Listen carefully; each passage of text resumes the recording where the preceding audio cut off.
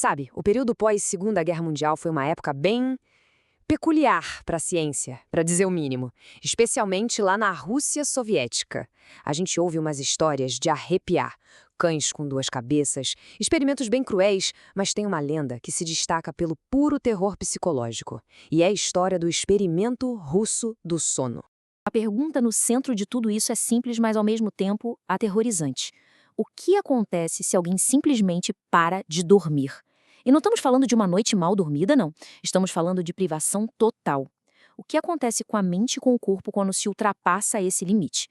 Pois é, foi essa curiosidade que deu origem a um dos contos mais sombrios que existem por aí. Tudo começa com uma promessa.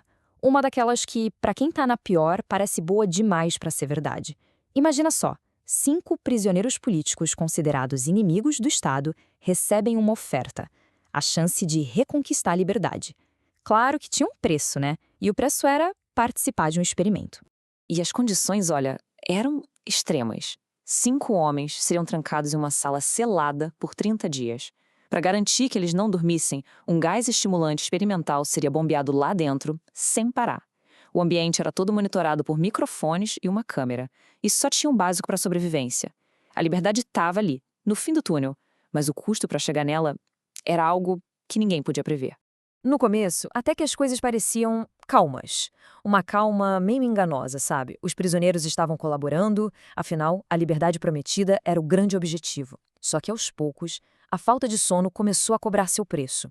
As mentes deles começaram a se desgastar, e os primeiros sinais de que algo estava muito, muito errado começaram a aparecer.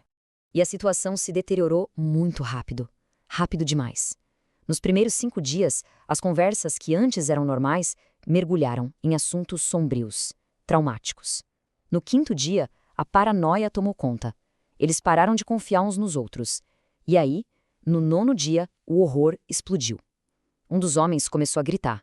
E gritou sem parar por 3 horas seguidas. 3 horas? Até que as próprias cordas vocais dele arrebentaram. E o mais bizarro de tudo, os outros nem reagiram. Depois daquele episódio dos gritos, o caos barulhento deu lugar a um silêncio. Um silêncio profundo, pesado, perturbador. E para os pesquisadores que estavam assistindo de fora, essa quietude era talvez ainda mais alarmante do que a loucura que veio antes. Lá dentro, o comportamento deles ficou completamente bizarro. Eles começaram a rasgar as páginas dos livros que tinham lá e, usando os próprios excrementos, colaram as folhas nos visores de vidro, bloqueando a visão dos pesquisadores. Qualquer tipo de comunicação entre eles parou. Era como se a sanidade tivesse simplesmente abandonado aquela sala. Foram dias de silêncio absoluto. Os pesquisadores já estavam agoniados. Será que morreram? Estão em coma? Mas os níveis de oxigênio diziam que não. Então eles decidiram quebrar o protocolo. No 14º dia, usaram o interfone esperando qualquer sinal de vida. E a resposta que eles receberam, nossa, foi pior do que o silêncio. Eles anunciaram pelo interfone que iam entrar na câmara. E então, do nada, uma voz respondeu. Uma voz calma, serena, que deu um frio na espinha de todo mundo. A voz disse: "Nós não queremos mais ser libertados." Aquela promessa que os manteve ali dentro já não significava mais nada. Eles tinham mudado. Bom, depois dessa resposta, imagina a confusão. Cientistas e militares discutindo o que fazer. A decisão, enfim, foi tomada. À meia-noite do 15º dia, o experimento ia acabar e a porta da câmara seria aberta. Mas, sério, ninguém, absolutamente ninguém, estava preparado para o que eles iam ver. No momento em que começaram a tirar o gás estimulante e a colocar ar puro na câmara, o silêncio foi quebrado. Mas não eram vozes de alívio, eram súplicas, um desespero nos microfones. Eles imploravam para que o gás fosse ligado de novo. Pensa só, a mesma substância que os torturava agora era a única coisa que eles desejavam. Quando a porta se abriu, o que se ouviu foram os gritos dos soldados. A cena era um pesadelo. 4 dos 5 prisioneiros ainda estavam vivos, mas terrivelmente mutilados. Pedaços dos seus próprios corpos tinham sido arrancados. O ralo estava entupido com carne humana. E uma análise posterior revelou o impensável. Eles estavam se alimentando de si mesmos. As criaturas que saíram daquela câmara mal podiam ser chamadas de humanas. A privação de sono e o gás não só destruíram suas mentes, transformaram seus corpos em algo primitivo, feroz, algo que desafiava qualquer lógica médica. A transformação era total. Eles lutaram contra os soldados com uma força sobre-humana. Tentaram sedá-los. Uma dose de morfina 10 vezes maior que o normal não fez nem cócegas. Eles rasgaram a marra de couro como se fossem de papel. Não eram mais homens, eram feras. Um dos sobreviventes precisava de uma cirurgia urgente para recolocar os órgãos no lugar. Quando foram preparar a anestesia, ele se debateu com uma fúria incontrolável. Aí os médicos, sem saber o que fazer, sugeriram operar sem anestesia mesmo. E o mais chocante de tudo, a cobaia concordou com a cabeça. Foram 6 longas horas de cirurgia, sem um pingo de anestesia, e ele ficou acordado o tempo todo. Em um momento, um médico deu a ele papel e caneta.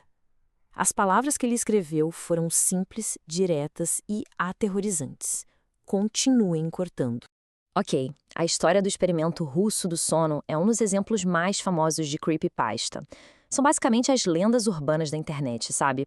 Contos de terror que nascem e se espalham online. Embora seja ficção, a persistência dessa história levanta questões sobre o que nos assusta de verdade, culminando num diálogo final que, sinceramente, é o que define essa lenda. Então, para deixar claro, a veracidade do experimento nunca foi comprovada. Como uma boa creepypasta, a origem é anônima. Mas a lenda que se criou diz que a história saiu de arquivos da KGB que foram abertos em 1995 e que descreviam todo tipo de experimentos desumanos. No final da história, resta apenas uma cobaia. E antes de trancá-la de volta na câmara, um pesquisador, consumido pelo medo e pela confusão, faz a pergunta que estava na mente de todo mundo. O que é você? E a resposta é o clímax de tudo. Aquela criatura não se identificou como um monstro. Ela se identificou como uma parte da própria psique humana. A loucura, o instinto animal que todos nós reprimimos. O experimento, segundo ela, não criou algo novo. Ele apenas libertou o que já estava lá dentro, adormecido. E é essa questão que essa história deixa no ar. Sendo lenda ou não, ela nos força a encarar uma ideia bem desconfortável. Por baixo da fina camada de civilidade e consciência, o que é que está realmente lá, à espreita, esperando apenas as circunstâncias certas para despertar?